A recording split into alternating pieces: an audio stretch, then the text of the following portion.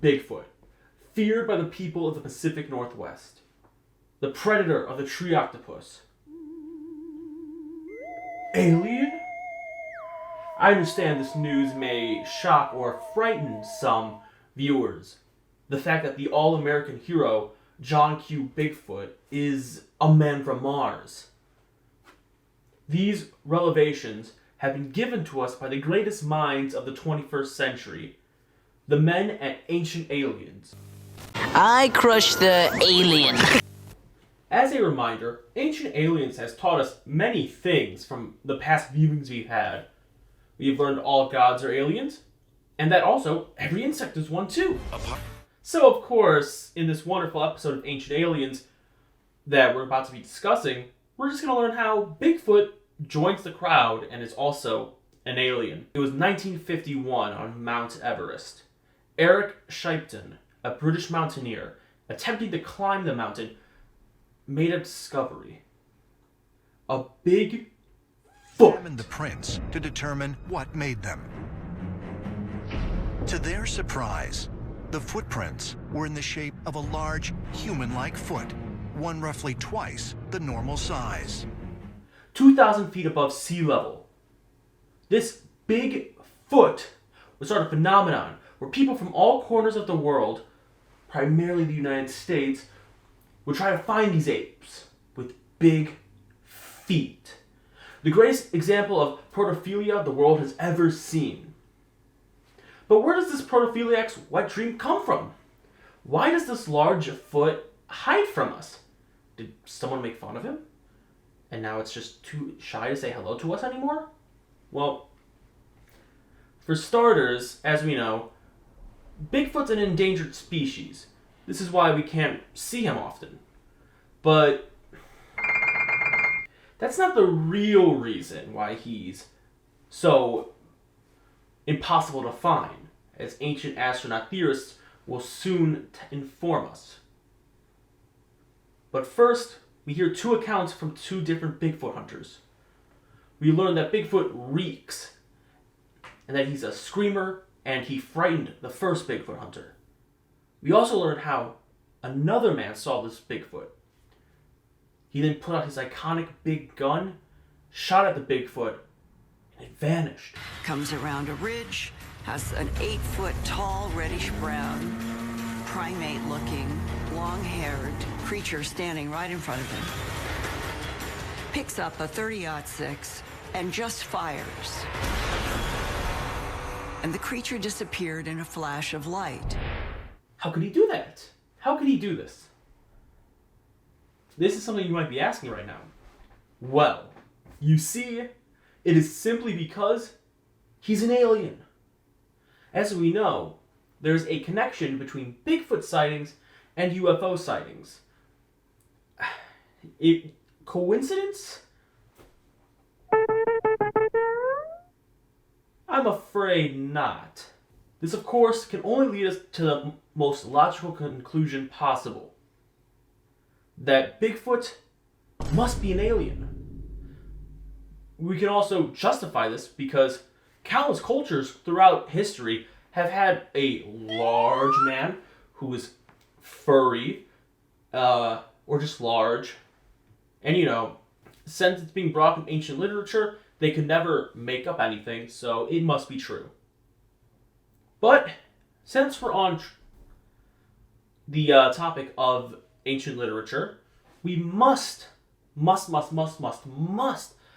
about my favorite segment of this series.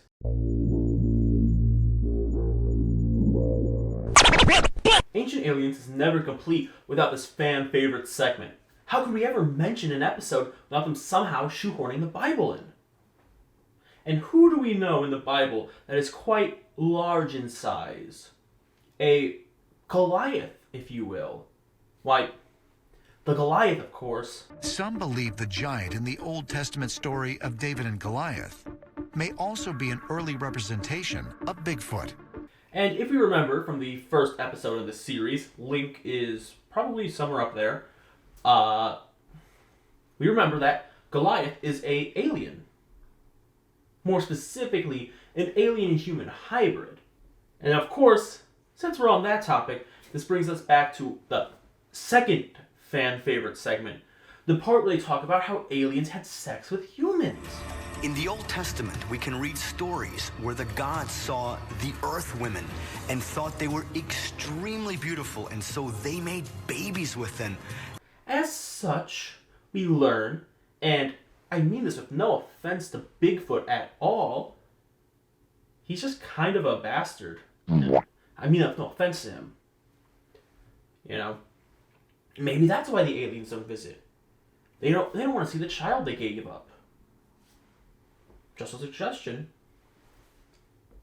So, then they use the creation of Enkidu from the Epic of Gilgamesh, which is one of the first pieces of written literature ever, to justify their Bigfoot equals alien claim. Enkidu, this wild, hairy beast, this giant, could have been of extraterrestrial origin, because that is what the ancient Sumerian texts are saying. Since when he was created by the gods, he was created wild and hairy. That sounds almost exactly like a Bigfoot. Sound the alarm. We got ourselves a Bigfoot here. And of course, we know that gods of ancient Sumer, the Anunnaki, are aliens. So clearly, since they made this alien, and all aliens are gods, all Bigfoot are aliens. But, you know, jumping forward a bit in history, we must return to the Bible with Goliath, where we discover that Goliath was used as a weapon. He was used to scare the Israelites and to basically put them to submission. This, of course, is seen in modern times with how short people fear tall people. This is called Napoleon syndrome, and apparently aliens invented that too. But throughout human history, we see these stories from countless cultures of tall, hairy people. And of course, knowing ancient aliens, their reasoning is, if it's similar, then it must be because all these cultures experience the same thing. But now we get the biggest drop in ancient aliens history and human history. Merlin is real. There are many stories, for example, of the wild man dating from medieval times.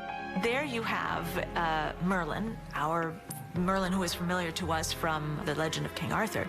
You have a legend about Merlin as being a wild man, being someone who was hairy and unkempt and lived in the woods because he communicated so closely with the spirit world.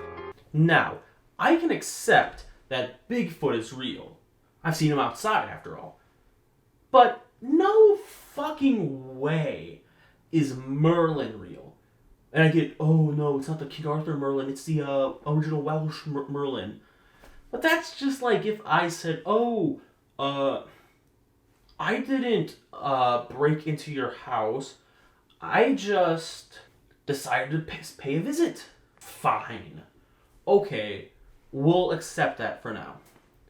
Wrapping back to earlier, we go back to how Bigfoot and UFO sightings go hand in hand with each other. That's probably because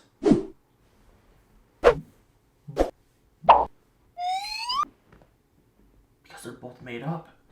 But, you didn't hear that from me? That's besides the point. We may have been, a little mean to Bigfoot earlier. Apparently, they're able to hide from us so well because Bigfoot has a big fucking brain. And he's very smart. And over his, countless years of existing, he figured out ways to, hide from humanity. Or as ancient alien theorists believe, it is due to secret abilities given to him from aliens. Perhaps they do have some sort of extra abilities that allow them to do this. And if so, where did those abilities come from?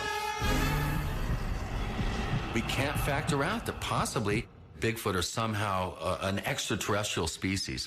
And then, of course, we'd have to discuss the homes of the Bigfoot, which, of course, are in caves.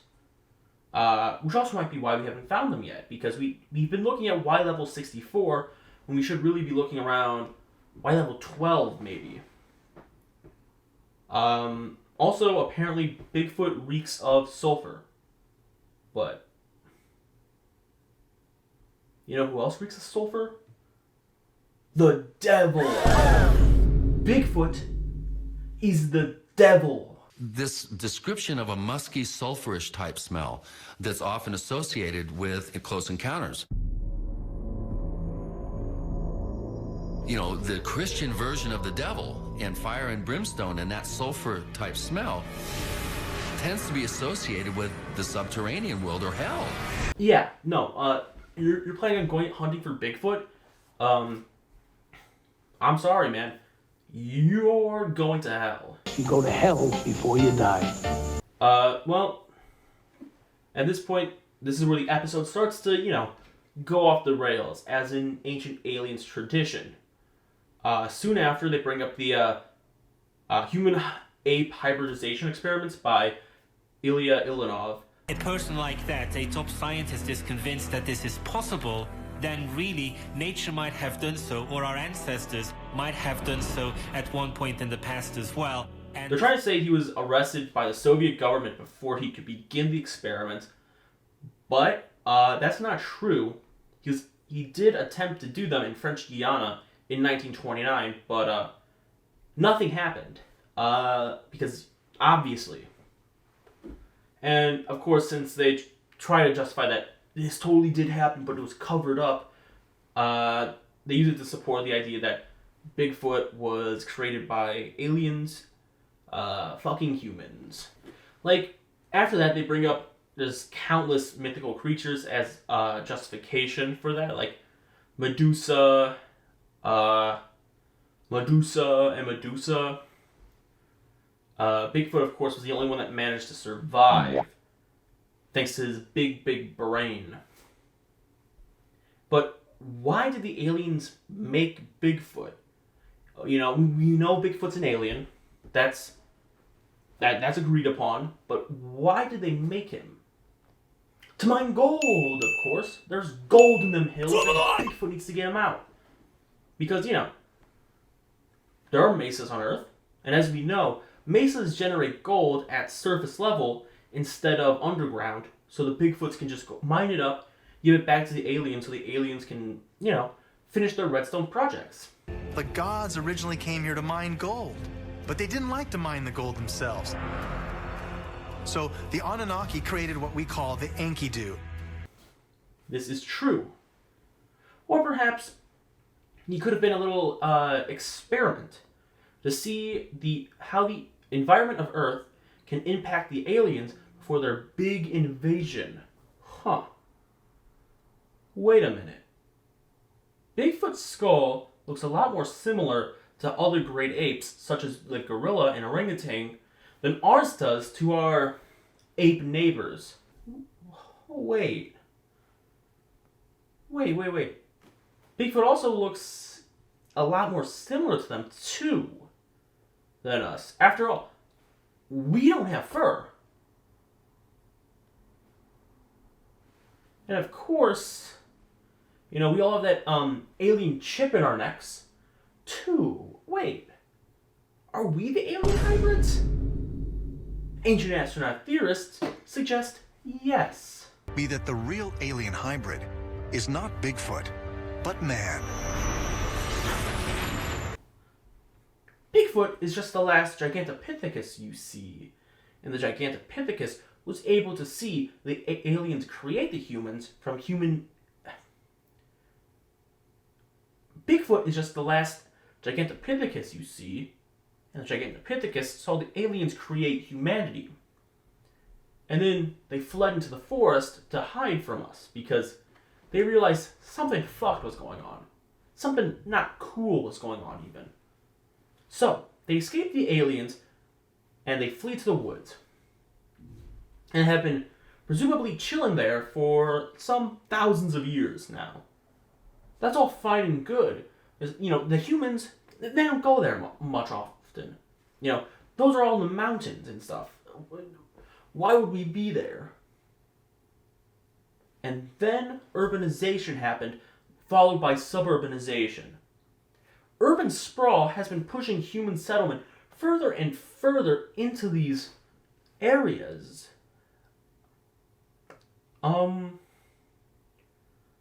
We're going straight into Bigfoot's home now. What's Bigfoot gonna do when he realizes he can't chill in his little forest home and has to deal with neighbors all of a sudden? He's gonna crash out and kill us. So, what all have we exactly learned today? Well, we've learned a lot. We learned aliens probably made Bigfoot to mine for gold, or aliens made us and Bigfoot in his horror hid from us. We've learned a random chimp event may be happening soon, led by Bigfoot. And I guess he's the devil? You know what? I don't even know at this point. Yeah,